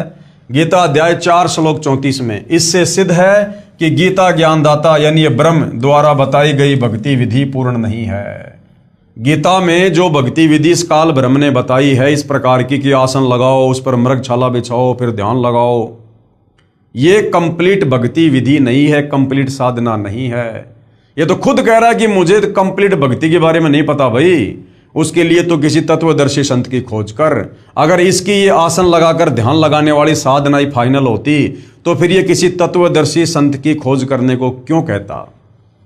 इसलिए गीता अध्याय 6 श्लोक 10 से 15 तक ब्रह्म यानी क्षर पुरुष काल द्वारा अपनी साधना का वर्णन है तथा अपनी साधना से होने वाली शांति को अति घटिया अनुतमाम गीता अध्याय 7 श्लोक 18 में कहा है कि मेरे ओम नाम की कमाई, मेरे द्वारा बताई गई भक्ति साधना भी घटिया है, यानी तुम ब्रह्मलोक में चले जाओगे, महास्वर्ग में चले जाओगे, लेकिन फिर वहां से जन्म और मरण में आओगे।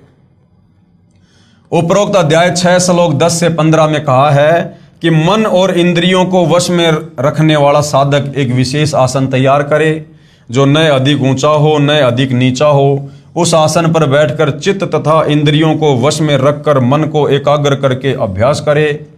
सीधा बैठकर ब्रह्मचर्य का पालन करता हुआ मन को रोककर जो है वो प्राणायाम होए। इस प्रकार साधना में लगा साधक मुझ में रहने वाली निर्वाण परमाम अति बेजान अर्थात बिल्कुल मरी हुई नाम मात्र शांति को प्राप्त होता है। इसलिए गीता अध्याय 7 श्लोक 18 में अपनी साधना यानी भक्ति से होने वाली गति यानी लाभ को अति घटिया यानी अनुत्तमाम कहा है। इसी गीता अध्याय 18 श्लोक 62 तथा अध्याय 15 श्लोक 4 में कहा है कि हे अर्जुन, तू परम शांति तथा सतलोक को प्राप्त होगा, फिर पुनर्जन्म नहीं होता, पूर्ण मोक्ष प्राप्त हो जाता है। मैं गीता ज्ञानदाता प्रभु भी उसी आदि नारायण पुरुष परमेश्वर की शरण में हूं। इसलिए दृढ़ निश्चय करके उसी की साधना व पूजा करनी चाहिए। परम शांति के लिए, जन्म मरण से मुक्ति के लिए तो गीता ज्ञानदाता अपने से अन्य किसी और परमेश्वर की भक्ति करने की अर्जुन को सलाह दे रहा है। फिर उसकी खुद की भक्ति साधना से जो वो बता रहा है, आसन लगा के बैठ जाओ, ओम नाम का जाप करो, फिर उससे कैसे परम शांति होगी, उससे कैसे मुक्ति होगी। अपनी साधना के अटकल युक्त ज्ञान के आधार पर बताए मार्ग को अध्याय 6 श्लोक 47 में भी स्वयं युक्तम मत अर्थात अज्ञान अंधकार वाले विचार कहा है कि अर्जुन, मैं जो मेरी भक्ति साधना बता रहा हूं ना, जो मेरे विचार हैं, ये भी तेरे को अंधकार में रखेंगे। अन्य अनुवादकर्ताओं ने में युक्तम मत का अर्थ परम श्रेष्ठ मान्य है किया है, जबकि करना था कि ये मेरा अटकल लगाया अज्ञान अंधकार के आधार पर दिया गया मत है। क्योंकि यथार्थ ज्ञान के विषय में किसी तत्वदर्शी संत से जानने को कहा है। गीता अध्याय 4 श्लोक 34 में वास्तविक अनुवाद गीता अध्याय 6 श्लोक 47 का। अब गीता अध्याय 6 श्लोक नंबर 47 का रियल में क्या अनुवाद है सतगुरु रामपाल जी ने किया है। अध्याय 6 श्लोक नंबर 47, योगिनाम अपि सर्वेषाम मदगतेन अंतरात्मना श्रद्धावान भजते ये माम स में युक्तम मत। अनुवाद क्या है? मेरे द्वारा दिए भक्ति विचार जो अटकल लगाया हुआ उपरोक्त श्लोक 10 से 15 में वर्णित पूजा विधि जो मैंने अनुमान सा बताया है, पूर्ण ज्ञान नहीं है। क्योंकि सर्व साधकों में जो पूर्ण आस्था से सच्ची लगन से मेरे द्वारा दिए भक्ति मत के अनुसार मुझे भजता है, वह भी अज्ञान अंधकार से जन्म मरण स्वर्ग नरक वाली साधना में ही लीन है। ये मेरा विचार है। इसी का प्रमाण पवित्र गीता जी अध्याय 7 श्लोक नंबर 18 में तथा गीता अध्याय 5 श्लोक 29 तथा गीता अध्याय 6 श्लोक 15 में स्पष्ट है। इसलिए गीता अध्याय 18 श्लोक 62 में कहा है, किसने? गीता का ज्ञान देने वाले काल ने, ब्रह्म ने, कि हे भारत यानी हे अर्जुन, तू सर्व भाव से यानी और सारी भक्ति पूजा छोड़ के मेरी भी पूजा छोड़ दे, उस परमात्मा की शरण में जा। उसकी कृपया से ही तू परम शांति को तथा सनातन परम धाम अर्थात सतलोक को प्राप्त होगा। गीता अध्याय 15 श्लोक 4 में कहा है कि जब तुझे गीता अध्याय 4 श्लोक 34 में वर्णित तत्वदर्शी संत मिल जाए, उसके बाद उस परम पद परमेश्वर को भली भांति खोजना चाहिए, जिसमें गए हुए साधक फिर लौटकर इस संसार में नहीं आते, अर्थात जन्म मृत्यु से सदा के लिए मुक्त हो जाते हैं।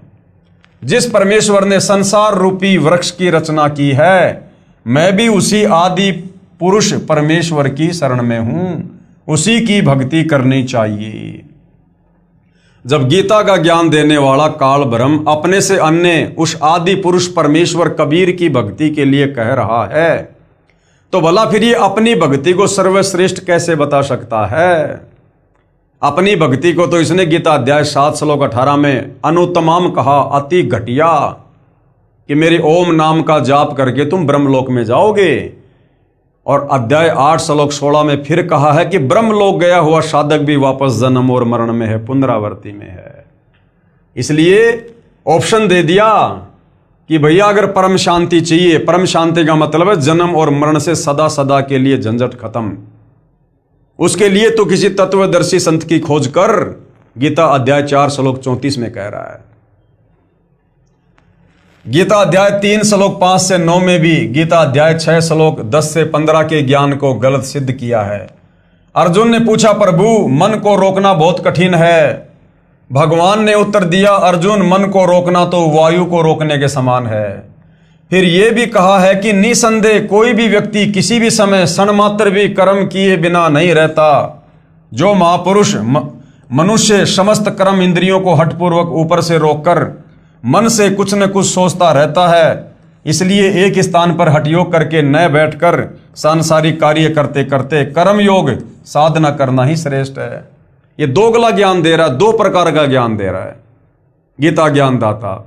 एक तरफ तो कहता है कि तू आसन लगा के बैठ जा, इंद्रियों को रोक ले, चिंतन कर, ध्यान लगा, और फिर कह रहा कि मन को रोकना तो वायु को रोकने के समान है। और कह रहा अर्जुन तू युद्ध भी कर और मेरी भक्ति भी कर। तो ये दोगला ज्ञान दे रहा है गीता ज्ञान दाता, दोगला ज्ञान।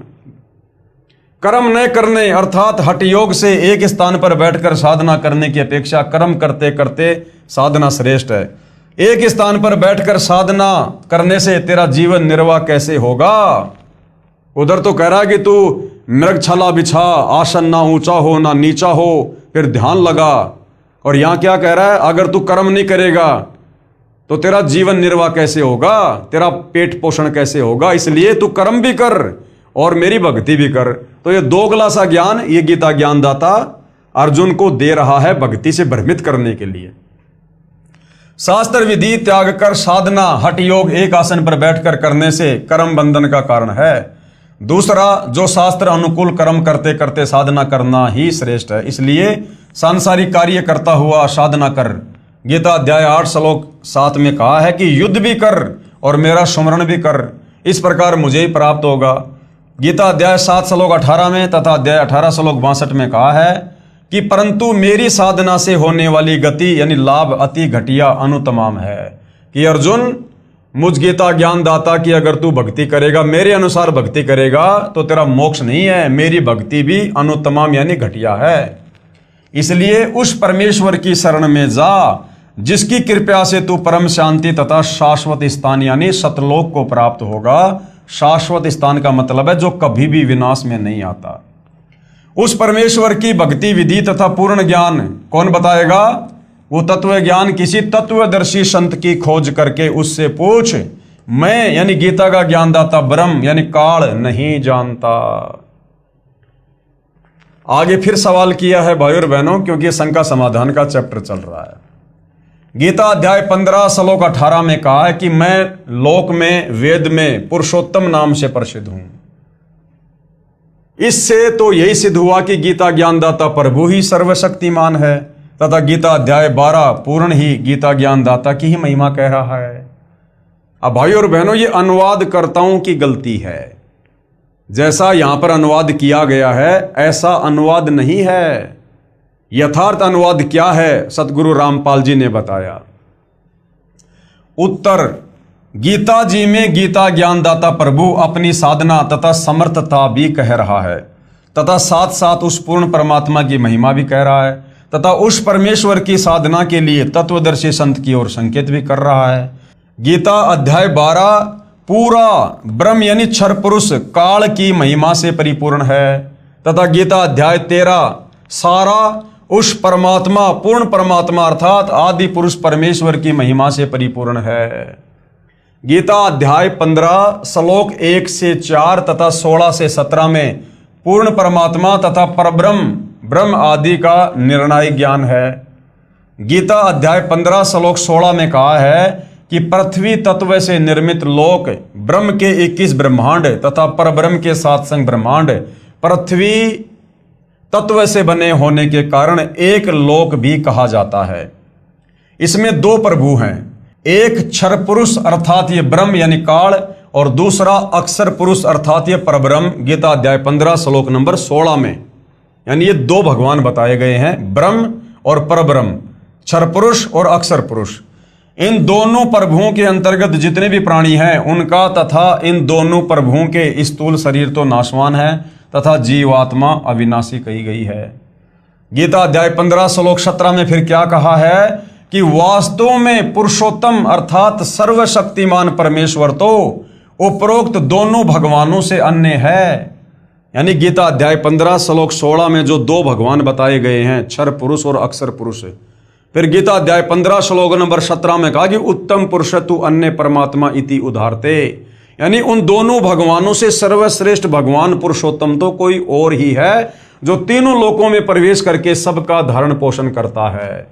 जो वास्तव में परमात्मा कहा जाता है, जो तीनों लोकों में प्रवेश करके सबका धारण पोषण करता है, वह वास्तव में अविनाशी परमेश्वर कहा जाता है। तो भैया जब ये क्षर पुरुष भी नाशवान, अक्षर पुरुष भी नाशवान, और इनके लोकों में जितने भी जीव प्राणी हैं इनके शरीर भी नाशवान, तो बताओ फिर मुक्ति कहां, मुक्ति कैसे फिर।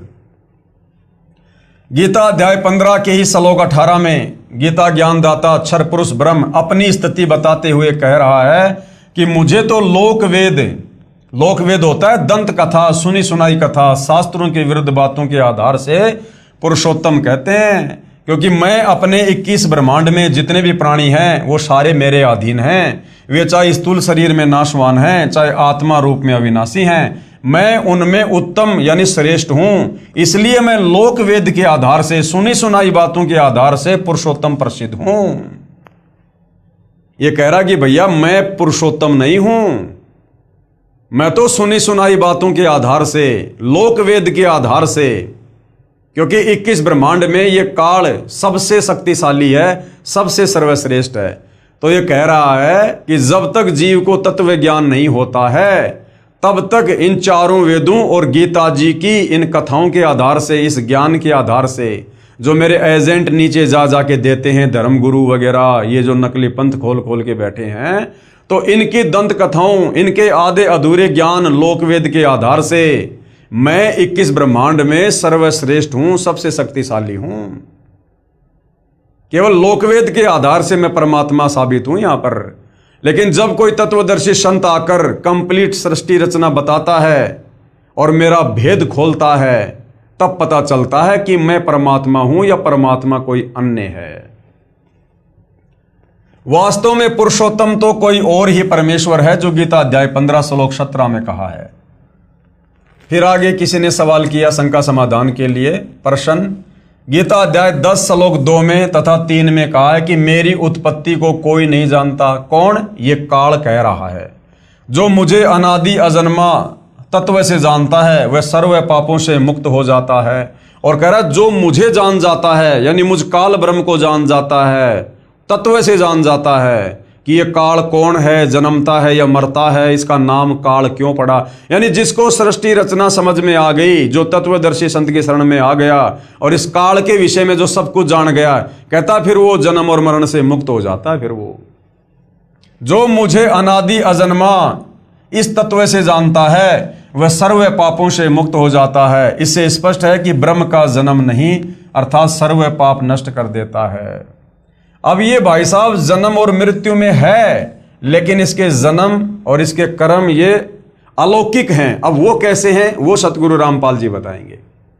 उत्तर गीता अध्याय 10 श्लोक 2 को दोबारा पढ़िए, जिसमें कहा है कि मेरी उत्पत्ति को न देवता यानी ब्रह्मा विष्णु तथा शिव आदि नहीं जानते, तथा न ही महर्षि जानते हैं, क्योंकि वे सब मुझसे उत्पन्न हैं। अब 21 ब्रह्मांड में जितने भी ये देवी देवता ब्रह्मा विष्णु महेश हैं, साधु संत महात्मा हैं, ये सब इस काल के अधीन हैं। ये सब काल और दुर्गा से उत्पन्न हैं, इसलिए ये काल के जन्म के विषय में नहीं जानते। अब बेटा कभी भी अपने बाप की डेट ऑफ बर्थ नहीं बता सकता, वो तो दादा बताएगा, दादा। तो इस काल के विषय में, काल के अधीन जितनी भी शक्तियां हैं, ब्रह्मा विष्णु महेश देवी देवता साधु संत ऋषि, ये नहीं बता सकते इसके जन्म और मरण के बारे में।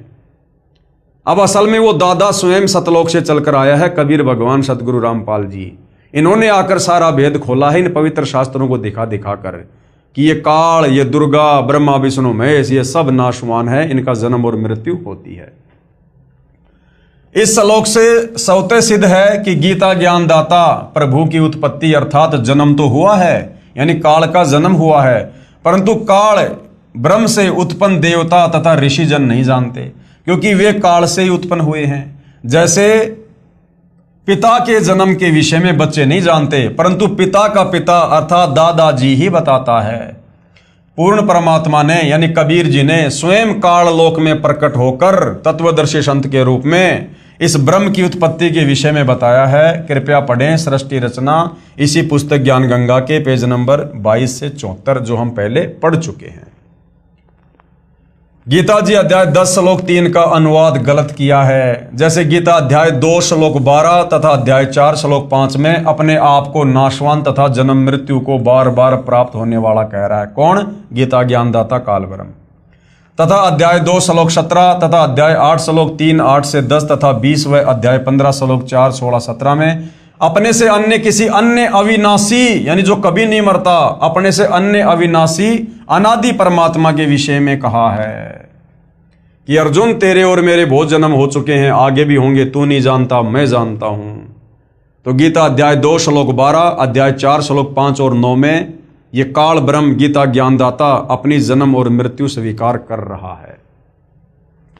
इसलिए गीता अध्याय 10 श्लोक 3 में कहा है कि जो मनुष्यों में विद्वान अर्थात तत्वदर्शी संत मुझे तथा उस अनादि वास्तव में जन्म रहित सर्व लोकों के महेश्वर अर्थात परमेश्वर को तत्व से जानता है, वह तत्वदर्शी संत सत ज्ञान उच्चारण करता है, जिससे सत साधना करके पाप से मुक्त हो जाता है। इसी का प्रमाण गीता अध्याय 4 श्लोक 34 में भी है।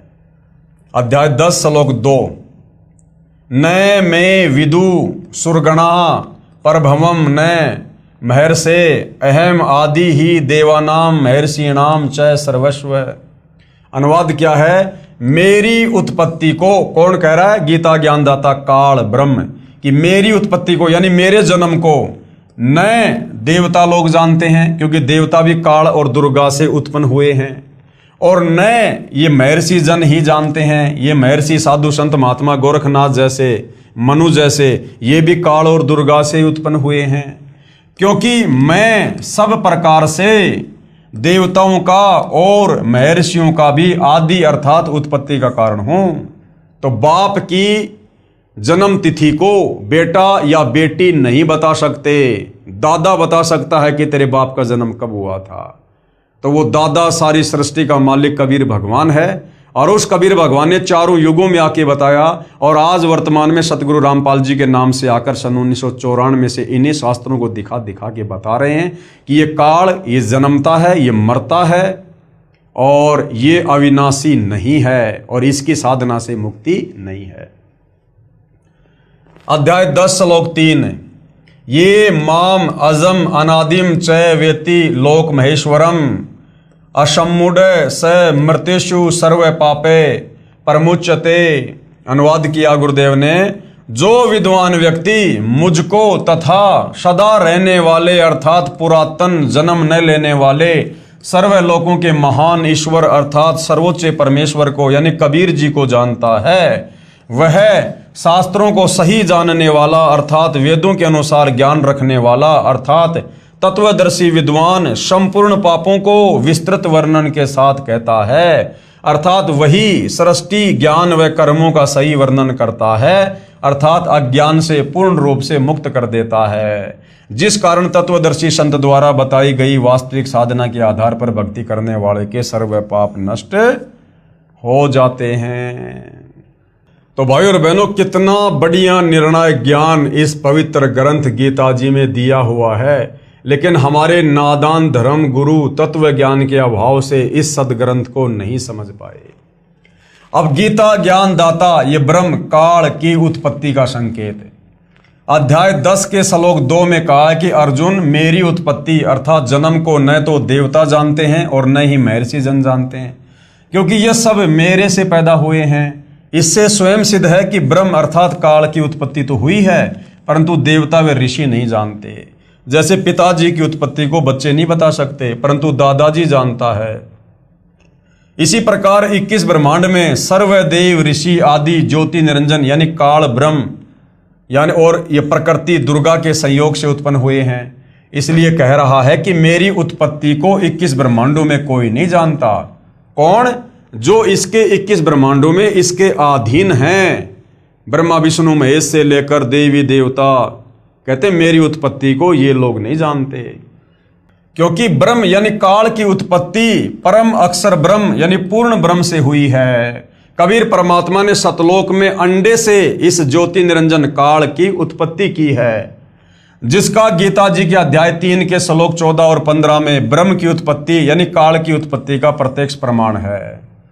अध्याय 10 के श्लोक 3 जो तत्वदर्शी अर्थात विद्वान व्यक्ति मुझे तथा कभी न जन्म लेने वाले सर्वलोकों के महेश्वर अर्थात अविनाशी परमात्मा को जानता है, वह चारों वेदों ऋग्वेद, सामवेद, यजुर्वेद तथा अर्थर्वेद को जानता है।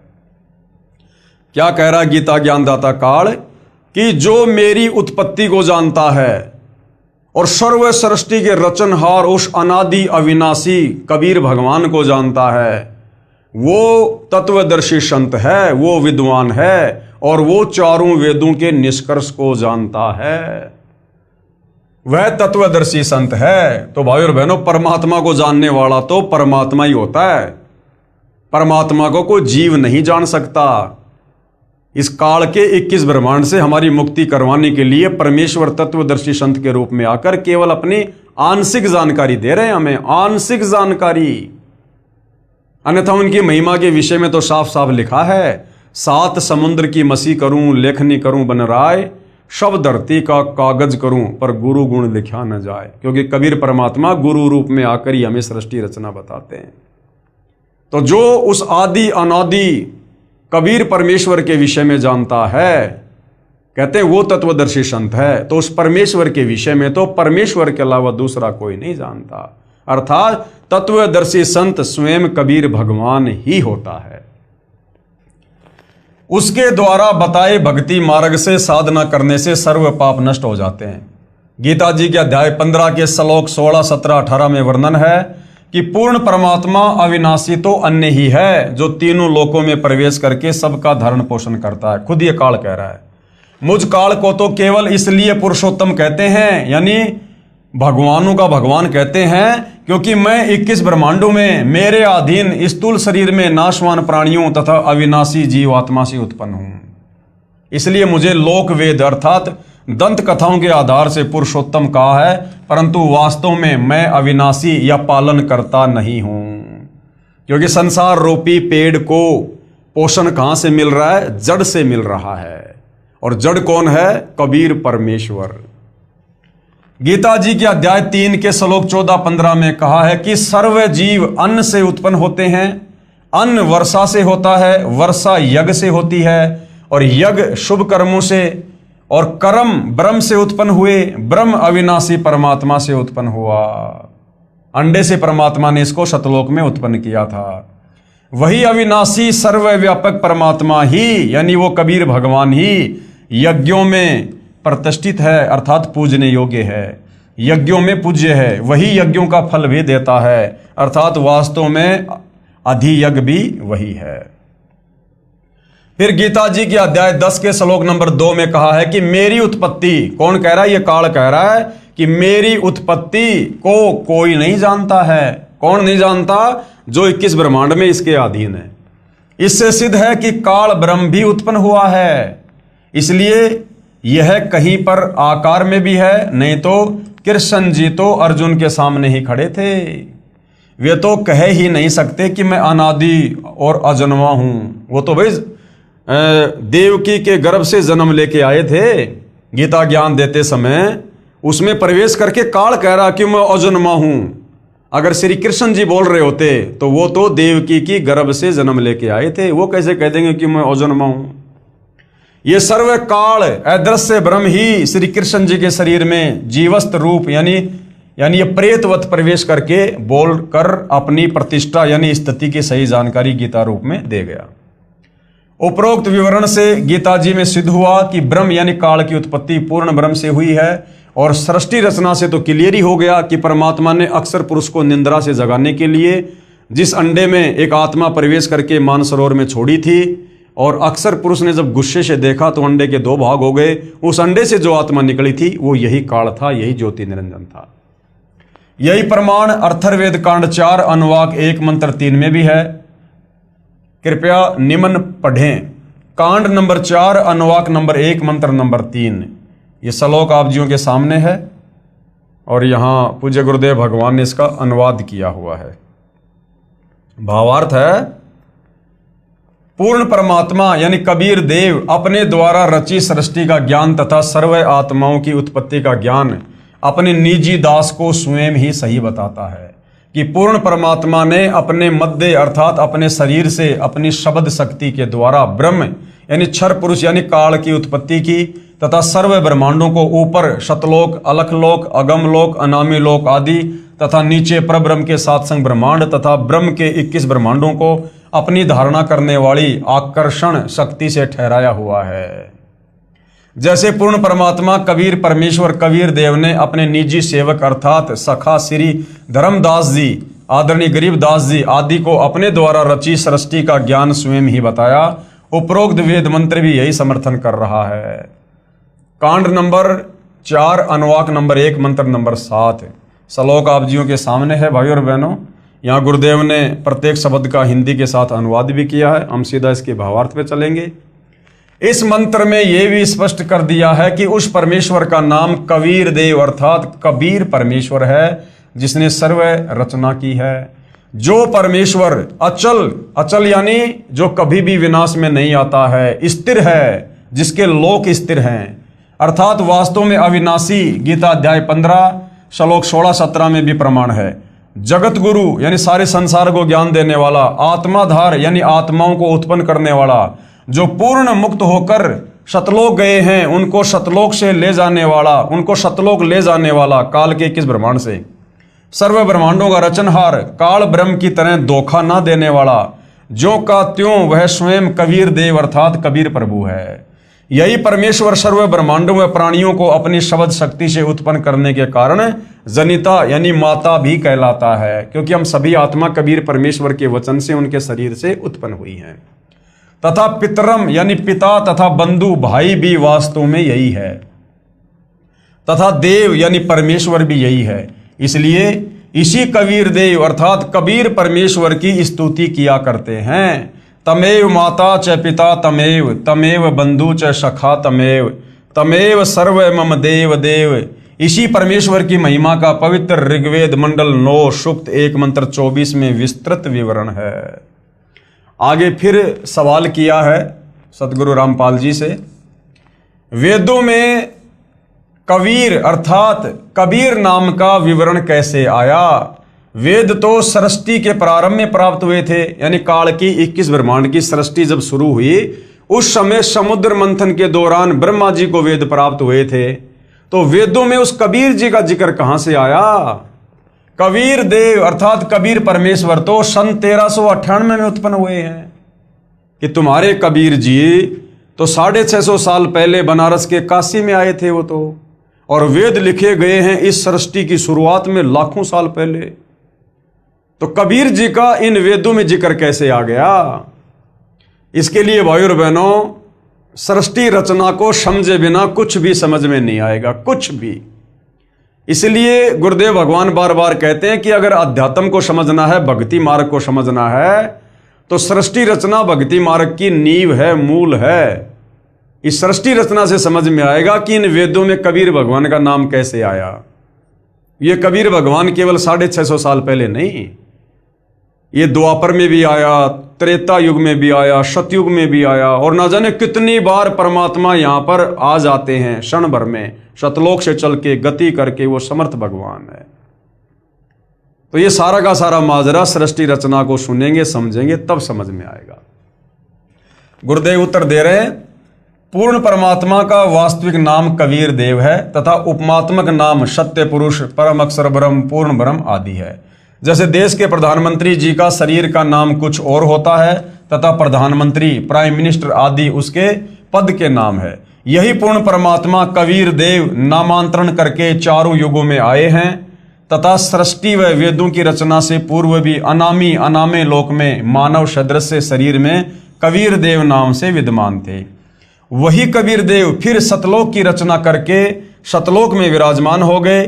तत्पश्चात परब्रह्म तथा ब्रह्म के सर्व लोकों व वेदों की रचना की, इसलिए वेदों में कबीर देव का विवरण है। और ये वेद फिर बाद में काल को 21 ब्रह्मांड देकर सतलोक से निष्कासित करके फिर इस काल के अंतःकरण में परमात्मा ने डाल दिए, जो समय आने पर ऑटोमेटिक बाहर आए परमेश्वर की वचन शक्ति से। जिस प्रकार माँ के गर्भ से बच्चा 10वें महीने बाहर आएगा ही आएगा, कोई नहीं रोक सकता। इसी प्रकार परमात्मा ने इस काल के अंतःकरण में जो ये वेदों वाला ज्ञान डाल दिया था और जो समय निर्धारित कर दिया था, उस समय पर ये वेद बाहर आने ही आने थे। तो समुद्र मंथन के माध्यम से फिर काल में आगे ये वेद अपने बड़े बेटे ब्रह्मा जी को दिए। तो कबीर परमेश्वर जी सारी सृष्टि के मालिक का वास्तविक नाम है कबीर देव, कबीर परमात्मा। और 650 साल पहले बनारस के काशी में परमात्मा केवल अपने वैदिक, अपने ओरिजिनल नाम से आए। इससे पहले तो परमात्मा ना जाने कितने नामों से कितनी बार इस पृथ्वी पर आते रहते हैं, जाते रहते हैं। तो भाइयों और बहनों, ये आध्यात्मिक ज्ञान है। आज से पहले हमें कोई समझाने वाला नहीं था, कोई बताने वाला नहीं था। किसी ने इस प्रकार धर्मशास्त्रों से निर्णय करके आप और हमें बताया नहीं, समझाया नहीं। आप और हमारे अंदर सदियों से अज्ञान ठोक ठोक कर भरा हुआ है, जिस कारण से अब विश्वास करना थोड़ा सा मुश्किल सा हो रहा है। लेकिन इन सर्व धर्मशास्त्रों से प्रमाण देखकर और जो सृष्टि रचना सतगुरु रामपाल जी ने बताई 5वें वेद सूक्ष्म वेद से, कबीर वाणी से, उस सृष्टि रचना का समर्थन हमारे सभी धर्मों के सभी सदग्रंथ दे रहे हैं। भला फिर शंका करने की क्या जगह रह जाएगी। तो थोड़ा सा धैर्य से रुचि लेकर सतगुरु रामपाल जी के सत्संग सुनते रहोगे, उनके द्वारा लिखी पुस्तकें पढ़ते रहोगे, तो धीरे धीरे आप जियों को सब कुछ समझ में आ जाएगा। क्योंकि ये सत्य ज्ञान है और सत्य ज्ञान को समझने में थोड़ा समय जरूर लगता है, लेकिन समझ में आने के बाद फिर हमें इस ज्ञान से कोई डगमग नहीं कर सकता। तो भाइयों और बहनों, आज के इस पवित्र पुस्तक ज्ञान गंगा पर बन रहे वीडियो में केवल इतना ही। कल के वीडियो में परमेश्वर जी के आशीर्वाद से हम जानेंगे कि कबीर साहिब द्वारा विभीषण तथा मंदोदरी को शरण में लेना। अब नादान हमारे धर्मगुरु, रामायण को पढ़ने वाले, इन्होंने समाज को यही बताया कि विभीषण श्री रामचंद्र जी का भगत था, श्री रामचंद्र जी का भगत था। जबकि विभीषण श्री रामचंद्र जी का भगत नहीं था। विभीषण को यही कबीर भगवान, कबीर देव त्रेता युग में जो मुनिंद्र ऋषि के नाम से आए थे, इन्होंने विभीषण को नाम दीक्षा दी थी और रावण की पत्नी मंदोदरी को भी दीक्षा देकर अपनी शिष्या बनाया था। तो भाइयों और बहनों, ये सत्यनारायण कथा है। आज से पहले हमने केवल ये झूठी कथाएं हमारे इन तत्व ज्ञानहीन धर्म गुरुओं के मुख कमल से सुनी है। इसलिए अब आप जब ये सत्य कथा सुनेंगे तब आपकी आत्मा को भी आनंद आएगा। हम ढेर सारे जो है हम पुण्य के भी भागी बनेंगे और ये अमर कथा हमारे हृदय में इस प्रकार समा जाएगी कि फिर इसके बाद हमें और कुछ झूठ सुनने का मन नहीं करेगा। इसलिए भाइयों और बहनों, कल हम गुरुदेव भगवान के आशीर्वाद से इस टॉपिक पर आगे चर्चा करेंगे। तब तक गुरुदेव भगवान हम सबको आज्ञा दे, आशीर्वाद दे, सद्बुद्धि दे, हमारी आत्मा का कल्याण करे। बंदी छोड़ सतगुरु रामपाल जी परमेश्वर जी की जय हो।